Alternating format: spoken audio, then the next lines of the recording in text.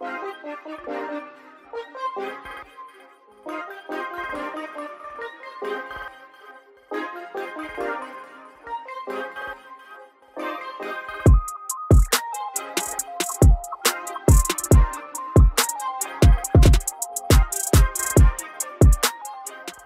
evening. Thank you for joining us on Speak the Truth, a community-based conversation focused on street topics.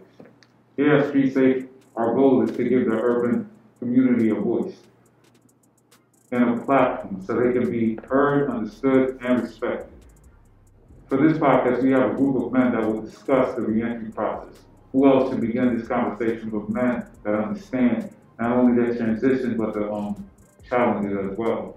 Today, for our podcast, our moderator will be Diane McKnight. Peace and blessings to all our viewers out there who are viewing this podcast and listening. We welcome you in and we appreciate your participation. And at this time, I just want to introduce some gentlemen to you who are involved in some great things in the city of Bridgeport. They're involved in intervention, trying to stop youth violence before it occurs. But we kind of want to flip the page a little bit to talk about their journey on how did they get here to be able to do what they do and how they're qualified to be experts at what they do. So that switches us and shifts us into the conversation of reentry. So I want everybody to just take a couple of minutes, and I'll start with you, Brother Ed, just to let the audience know a little bit about yourself and your journey and why reentry is important to you. My name is Ed Calderon. I'm a supervisor for Street Safe, Bridgeport. I did 8 years in the federal prison. During that sentence, I was a young man taken off the streets, basically just trying to feed my family. I didn't understand that the depth of the consequences that I was going to face when I was doing what I was doing. During my incarceration, I realized that, the prison system is not designed to rehabilitate you. So I had to begin to plan to rehabilitate myself. I began planning and fortunately, based on my research, I came up with a plan and understood that without a plan, there was no way, to become successful out here back in the community. Once I came back into the community and I stuck to my plan, by the grace of God, I was able to establish myself and transition into, what they call a law-abiding citizen. And once I had my foundation, I recognized and realized that everything that I went through was just a path of education. So now that I can help all those around me that who also are lost in this is what I call a cycle of dysfunction. Came back and now I'm trying to help others. Yes, sir. Thank you, Ed, and I appreciate that great story of being able to overcome odds and transition into reaching your full potential, moving in the field of developing your potential. So I'm going to ask Aquil, who is the youngest member of this team, who does this work, to talk about his journey and why reentry is important to you, my brother. Good afternoon, everyone. My name is Aquil Crooks. I'm a street safe outreach worker. Reentry. A little bit about myself. I'm from the city of Bridgeport. I did a little stint in jail. I didn't do too much time, but the process of reentry kind of started with me from when I was a younger kid, I would say. And to some of you guys probably don't even understand what I'm saying with that is that I've watched my parents, my uncles, my cousins go through the system and cycle and come in and come out. And that was me experience the reentry trauma that they were going through. That cycled down to me. And you would think that after experiencing this, that I would have made better decisions and not put myself in the same predicament. But life comes with choices, and I made some poor choices sometimes, and I end up following the same cycle.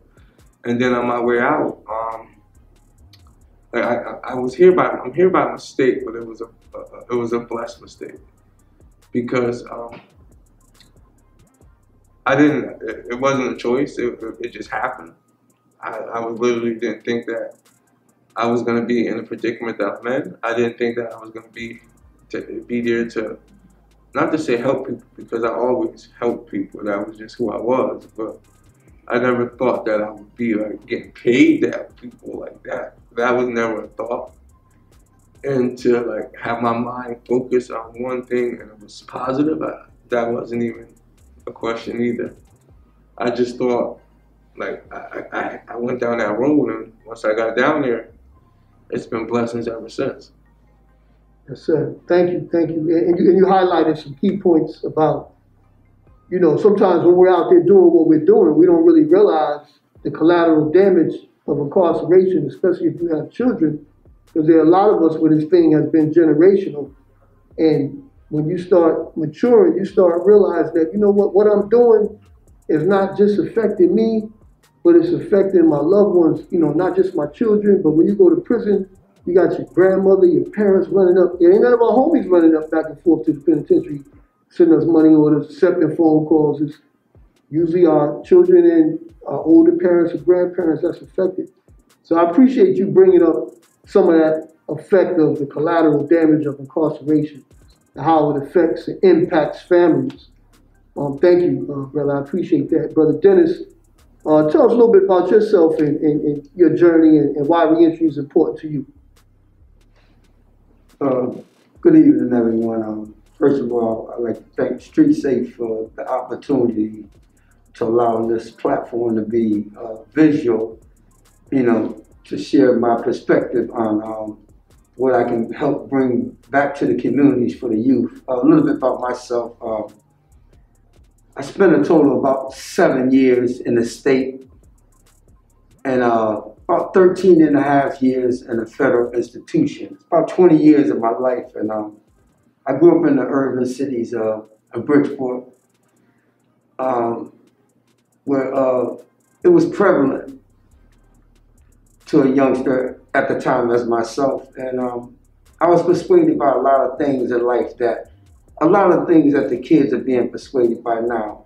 So one of the things that I took it upon myself while I was incarcerated was to make sure that no kid should ever have to suffer and go through the things that I had to go through and the gentleman here had to go through. So I came to self-realization and said that there needs to be an end to this. And in order to put an end to this, you got to start at the foundation where the core is rotten to the apple.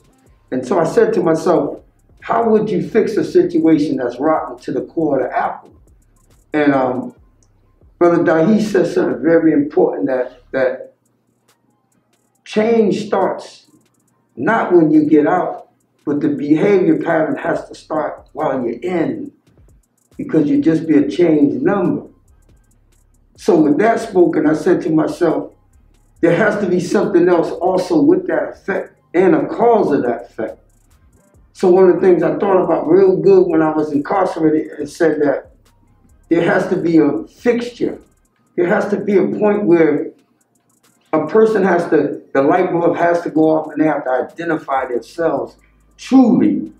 And I was looking all over and searching all over, and I came up with this one thing, and I said, it's only about being real to yourself when it would start to manifest at the core of that rotten apple. In other words, here's what I used to tell myself.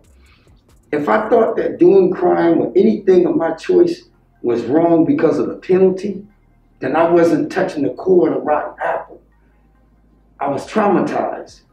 I had to come to reality and say to myself, if I can't see picking up guns and poisoning the community or whatever anybody's choice was, it's just the wrong thing to do in life, then I was traumatized. I'm not facing the core of the apple. I'm not facing the truth. So when I said to myself, I said, that's the message that I'm gonna give back to the youth. Try to find it in yourself and say to yourself that the very essence of yourself should be the truth. And anything that you put your mind to, you can do it. And if someone says to you the next time about doing anything illegal, don't look for a textbook answer. Remember, the core is rotten, the foundation. If you're not being truthful with yourself, just be true and say, no, I'm not going to do the very essence. It's got nothing to do with how many years and what you're going to do and the penalties behind it. Come to realization and saying, committing a crime or doing anything that's wrong other than doing what's right, it's just, I'm not going to do it. It's just as simple as that. There's no textbook answer on it. It's realizing and knowing that the very thing that you want me to do, or what I was portrayed and seen upon me as a youth, it's not the right thing to do. And that's the message for the youth. No one's giving that message. So I felt to take it upon myself and give back to the community instead of poisoning the community. Contact with the youth and let them know about the truth. And that's what this program here, Street Safe, is about, speaking the truth to the youth. Yes, sir. Excellent point. And I think, you raised a couple of good points, Dennis, but especially in terms of coming to that certain level of consciousness before the process of change could begin. And we're going to talk more about that later. And I think, for the most part, a lot of us can relate to our own childhood, being young. A lot of times when you raised on a diet of self-hate, this is the collateral damage of oppression, exploitation, racism, disenfranchisement, where you live in a society that rejects you and you live under a mindset that causes you to hate yourself, and you start moving in a direction of destroying that thing which you hate, which is yourself and everything around you that looks like you. So the change only comes when you start reaching the process of enlightenment, where you begin to develop a conscious, and the conscious can only come when you begin to learn how to love yourself. And once you begin to love yourself, you no longer want to harm yourself, and you no longer want to harm any human being, but especially the people in your community and from your environment that look like you. So as soft as it sounds, self-love got a lot to do with it, man, and I really appreciate that perspective. So you raised another point that brought us into the second part of the conversation, which is, you always hear these people say the evidence-based research suggests that if a person's going to have a successful reentry, that they need to be engaged 6 months to a year prior to getting out. Okay, if we throw the research out the window and just use common logic, it's common logic that the change would have to take place before you get out, because if it doesn't take place, then the only thing that's going to happen is, if that person is the same that went to prison as he was before he went to prison, the only thing is they're going to let him out. The only thing going to change is his address. So whether we have the evidence-based research, it's the common logic, the common human logic. And that's my question to you. Why do you think it's so important that a person in prison has to make that transformation before they come out? And I'll start with you, Brother Ed. We're talking about the human soul, the human mind, the mindset, and a whole bunch of tradition and culture, and there's a lot mixed into that change, and it does, just the fact that you start thinking of planning is a change in itself. You know what I mean? Thinking of how not to commit a crime, how not to be reincarcerated. That is a change in itself. And yes, once again, we do have these statistics, but I always refer and reflect to plan. Do you have a solid plan? Mm-hmm. You might not be that individual that says, I'm going to change my whole perspective, or my whole, perception of what life should be. You might not be that individual that says, I got to stop and start all over, and I can't go out there and commit these crimes. You might just be that person that says, I'll do what I got to do, as long as I got a plan. You know what I mean? And if that person has a good transitional plan when it comes to housing, when it comes to finance, when it comes to transportation, when it comes to guidance and mentorship, when it comes to, reaching out to programs, when it comes to those aspects of transition, then your success percentage or your success factor becomes more increased. You know what I mean? You have a better chance of success. But if you don't have any of that lined up prior to you coming out, how in the world do you plan on getting out here to the chaos where everything is in disorder? You know what I mean? Everything is chaotic. And believe that you can start putting the pieces together at that point. You know, you don't have, in there, you don't have all the borders and barriers and things that will distract your attention. You're able to focus. But if you don't take that, take advantage of that, then lost. You know what I mean? Excellent point, man. I mean, you made me think about, and it's funny because this is Black History Month, and there's a black inventor by the name of Elijah McCoy. That's where they get that saying from, the real McCoy. I want the real McCoy. Because he invented the lubricating device on his first steam engine. And I guess people try to imitate and duplicate his invention, and they would say, no, it's not working like his. I want the real McCoy. But he had a saying, and that black scientist used to say, he who fails to plan, plans to fail. And I thought that was very significant, brother, that you said that, because that's very important, very powerful. Brother Aquil, why do you think it's important for this transition and transformation process to take place in prison prior to getting out? I mean, I have an analogy for it. So if you eat bad food for 2 years straight, and then you leave, you move to another location, and in this other location you have access to more unlimited bad food, you're gonna tell me that you are now dieting and you're not eating bad food? It doesn't make sense. Yes, sir. So you're expecting the person, like, all stats to put to the side. Like, I've watched this happen firsthand from people that are my family, people that are friends who come home and then don't have a stable home environment or a stable place to stay. And within months, within weeks, they're back in jail because it starts from there. If you don't have support, if you don't have somewhere that you can go to and want to be there, you're gonna start picking up bad habits to make sure that you feel that's what's gonna help you get to where you need to go. Unfortunately, the only thing that's gonna help you get to is somewhere, where you just came from. But that's the mind. That's what your mind's all. That's what your mind is trained to do. It's going back to what you think works, not what works. Because what works is going to be hard. It's going to be difficult. It's going to be sleeping in places where you don't want to sleep at. But you're going to have to sacrifice it. It's a part of the sacrifice. It's part of the greater good. And people need help getting there. Without the help, you see what happens. We watch people fall through the cracks. We watch people not make it.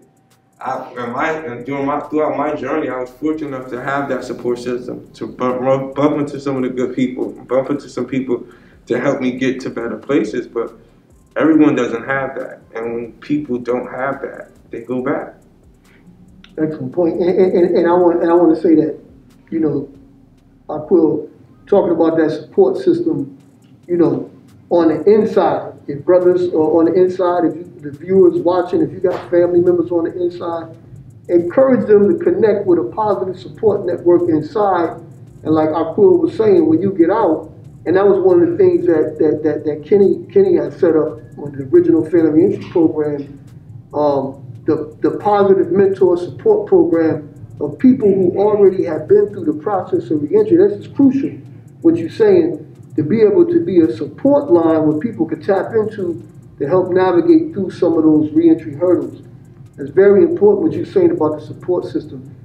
And Brother Dennis, I know you kind of like brought us and transitioned us into this question. So I want to ask you, at what point in your sentence did you get to that point? What was that situation, if you don't mind sharing, that caused you to come to that certain level of consciousness to realize that you needed to change before you got out? What happened for you?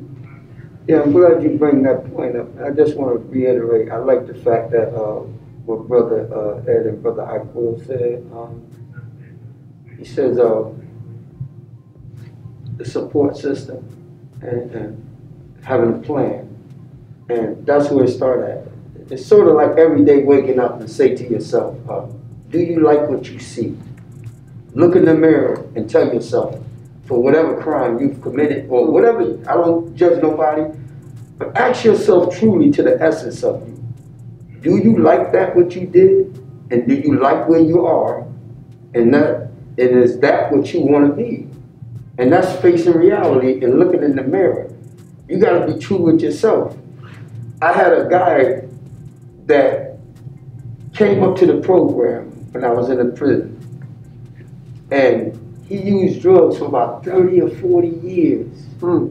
Older gentleman. And he had celebrated 25 years clean. He had a coin in his hand.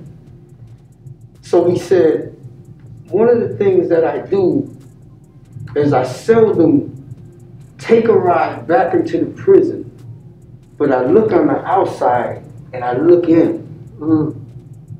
And it keeps the grass green for me. And I said to myself, over and over again, he said he seldom times ride back to the prison to look inside to remind him where he don't want to be at or where he know he want to be. And there was a question posed to him in the audience. Somebody asked him, they said, how did you get 25 years clean? And that's where I got that from. He said, there is no textbook answer. One day at a time. You can't get somewhere to be clean 25 years.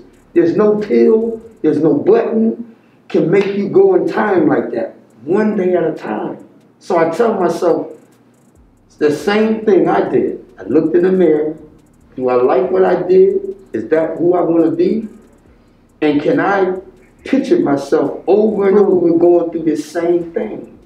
And I was sick and tired of it and told myself, enough was enough. It had been about 5 years on this last one that I did the 13 and a half years in the federal penitentiary that it really kicked in. And I said, enough was enough.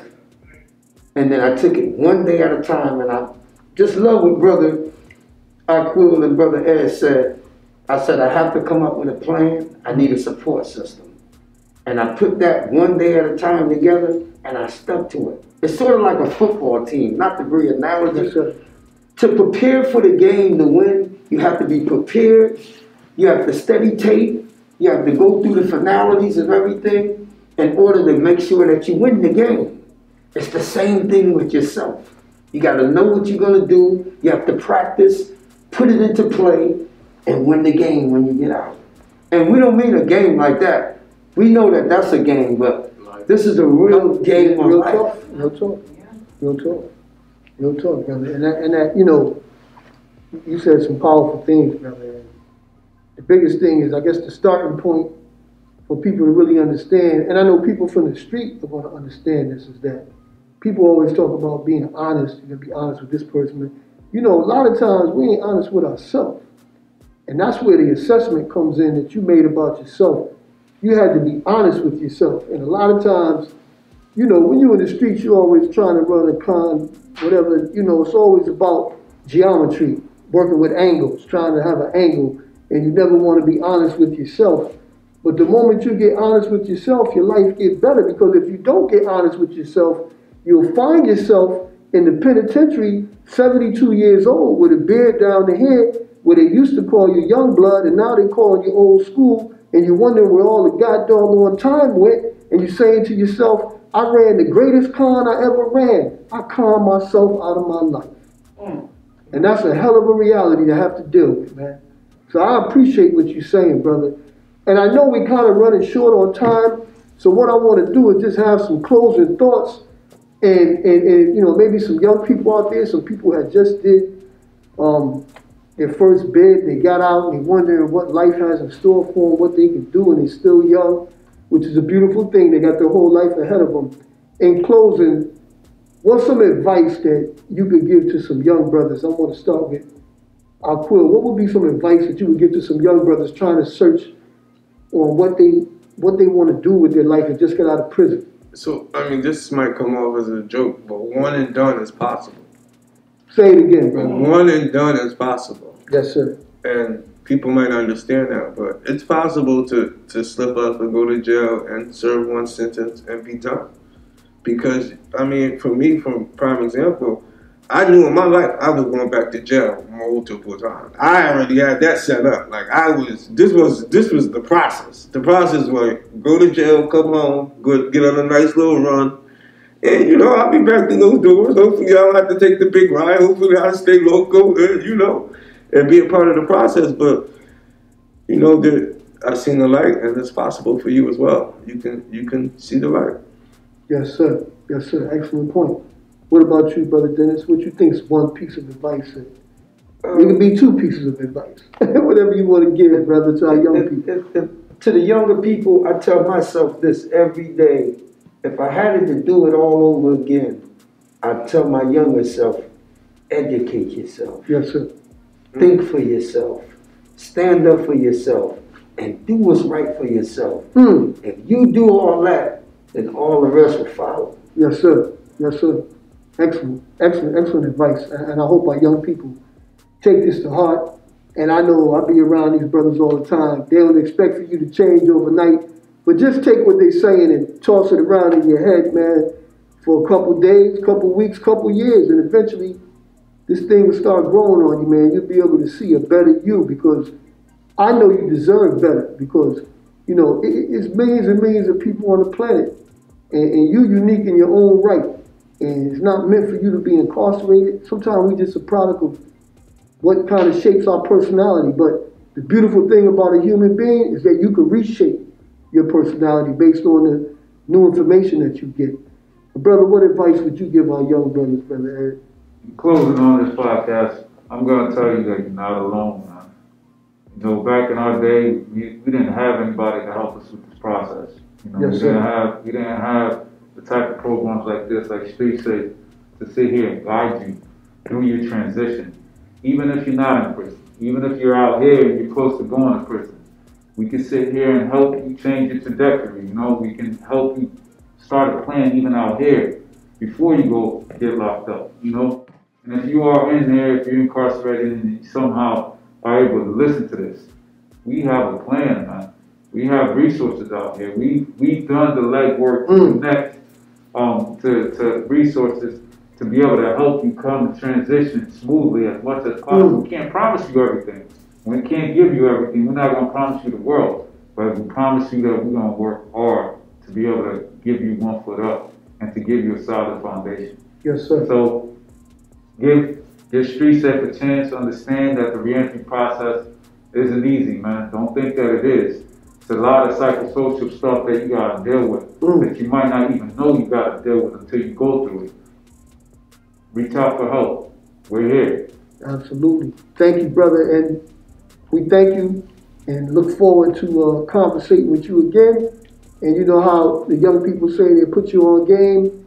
Some brothers right here going to put you on game. We could tell you from our life experience, the shortcut is the long way.